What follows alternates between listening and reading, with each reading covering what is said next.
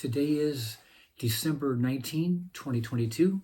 My name is Rob Carr of Kalamazoo Right to Life, and this is Pro-Life Week.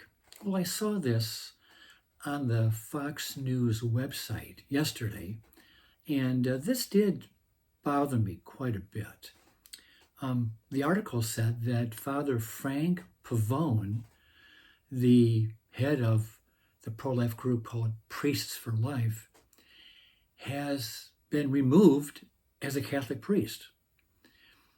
No, he hasn't been excommunicated. He hasn't been kicked out of the Catholic Church, but he no longer is a Catholic priest. And according to the article, and some other things I've read, is that he does not have the ability to make an appeal to the Vatican. So I guess the only person that could change this would be the Pope.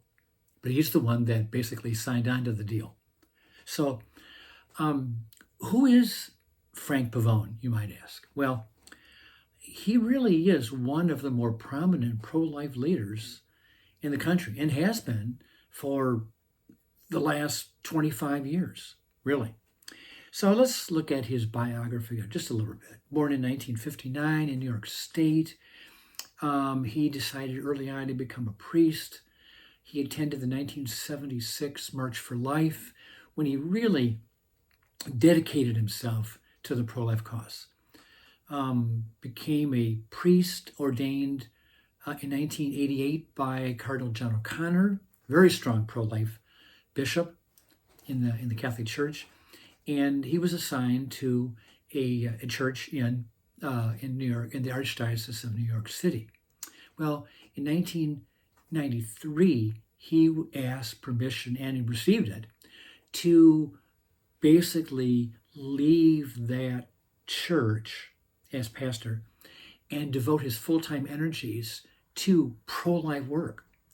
And Cardinal O'Connor appointed him the director of Priests for Life. So this organization goes back that far, back to the early 1990s.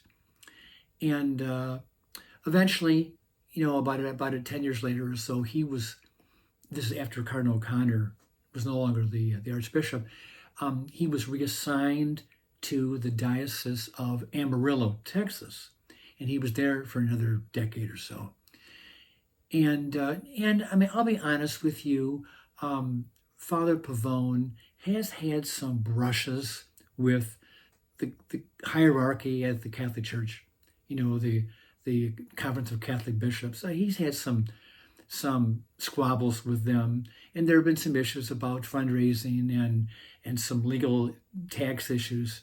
But what seems to have happened here is they discovered, I'm not even sure when this even took place, but apparently he posted a profane word on social media, whether it was Facebook or Twitter, I'm not sure. But he posted this, and they've charged him with blasphemy. I can understand that, but does stripping him of the priesthood, does that fix the problem, if there is a problem?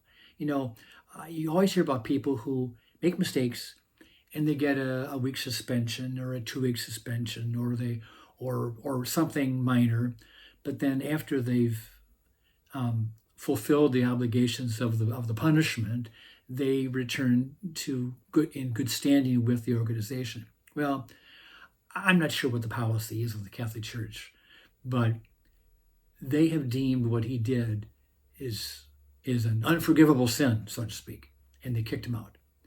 And there may have been other issues too, where like I said, he's disobeyed the orders of his bishop, and I don't know all those details, but they seem to have thrown the book at Father Frank Pavone.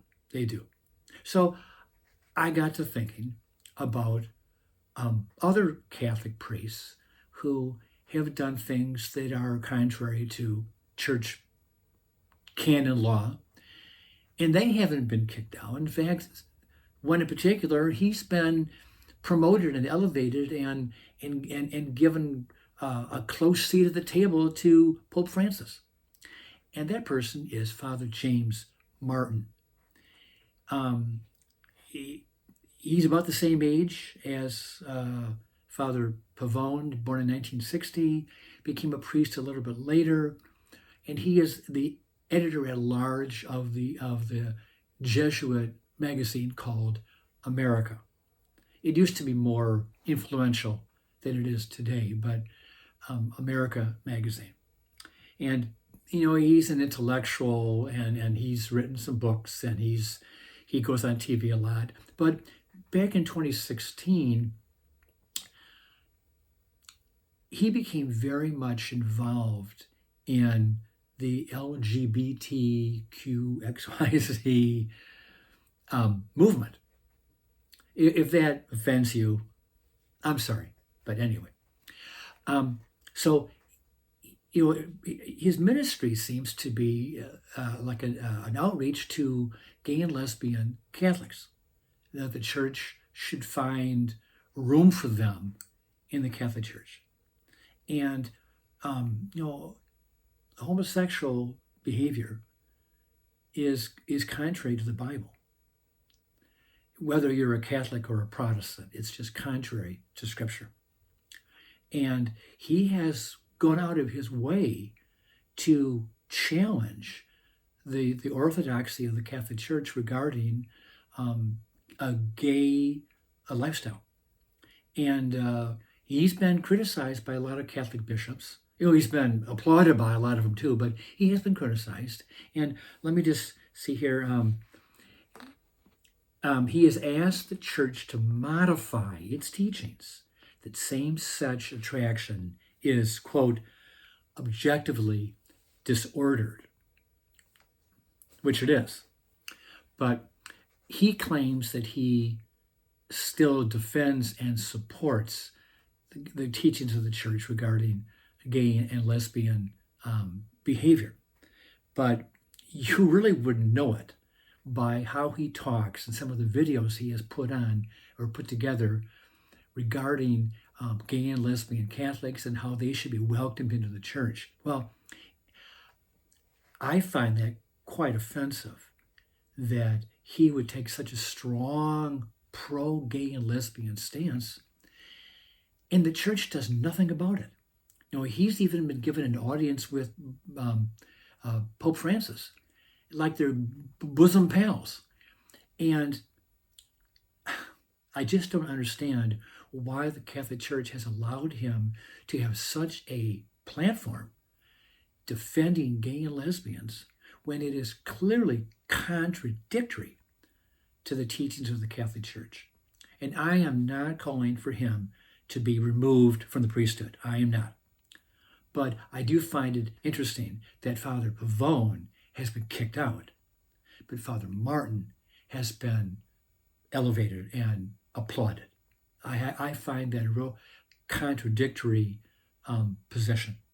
Father Pavone, a strong pro-life Christian who has now, to some extent, been gagged by removing him from the organization that he has led for 25 years, called Priests for, almost 30 years, called Priests for Life. But Father Martin continues in the good graces of the church for defending something that is heretical to the teachings of the Catholic Church.